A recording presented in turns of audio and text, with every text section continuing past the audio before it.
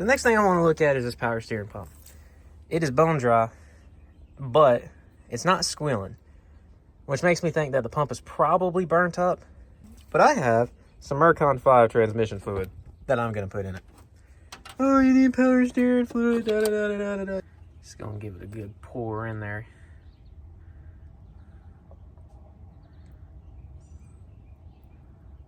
Ooh. Might be a little full. There's something in there. That's not a good sign. If there was nothing in there, at least I can say it had an excuse to not run right.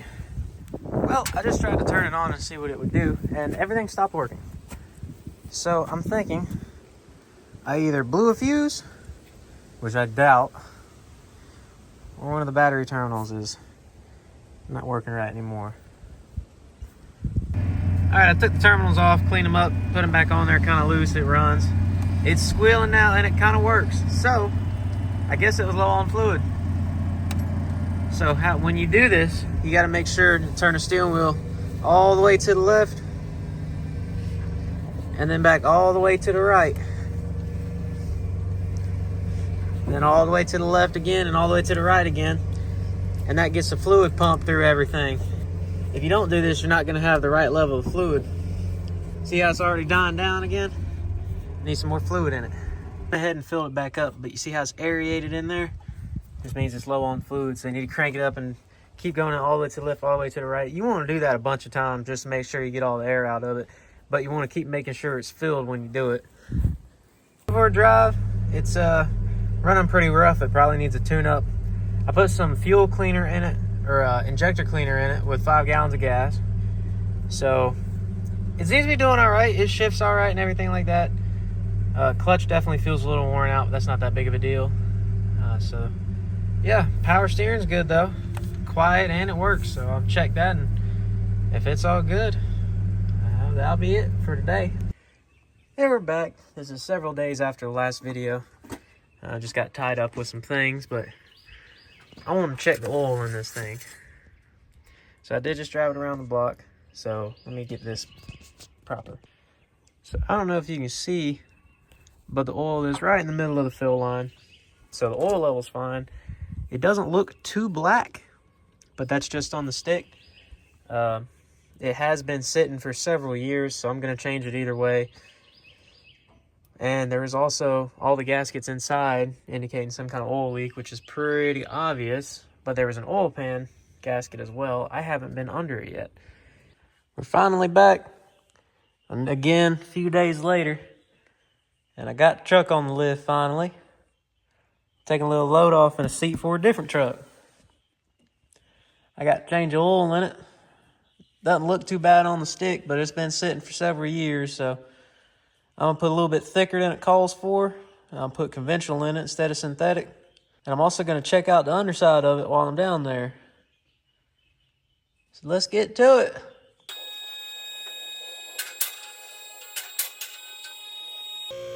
God, I might put this in time lapse.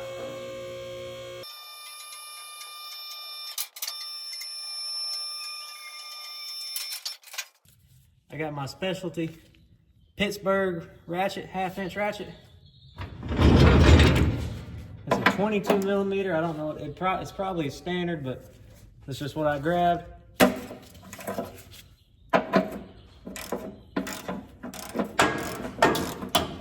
Came loose pretty easy. Let's see if we can catch the oil.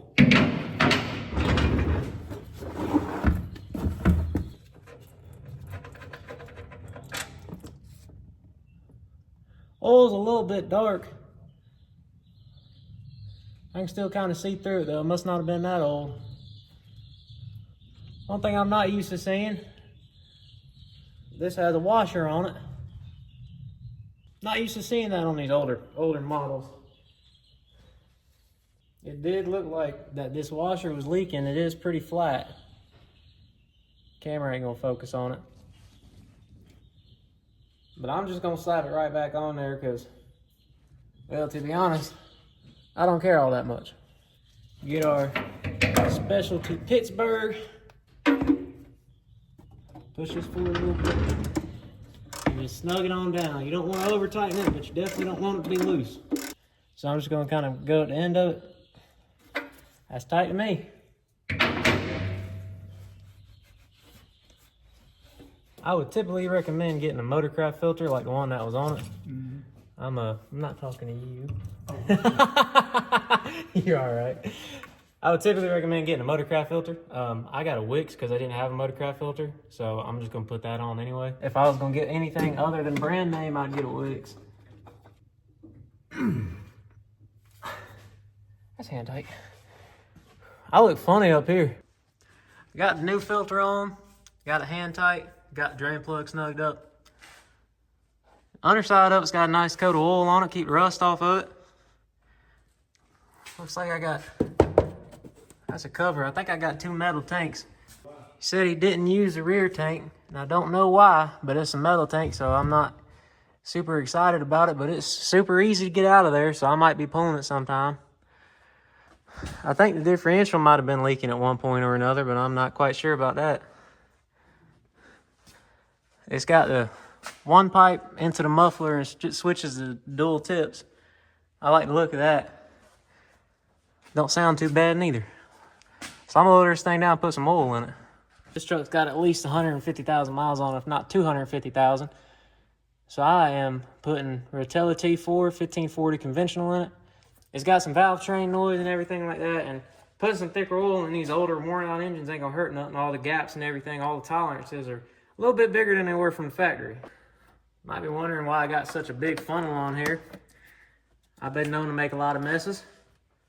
When the shop was first built, this concrete was solid, one color. There ain't a spot on it now that ain't got a spot on it. And these old engines, pretty much all of them, take about 6 quarts. These are a gallon a piece, so I need to put about half of the second one in there. Then I can check it, make sure it's good to go. So I'm gonna take the dipstick, wipe it off. And it's got the right level in it. It's right at the full mark. So I call that good. I'm gonna crank it up, let it run a little bit, make sure it ain't spewing oil nowhere. I don't expect it to run any better, but I will feel better about it.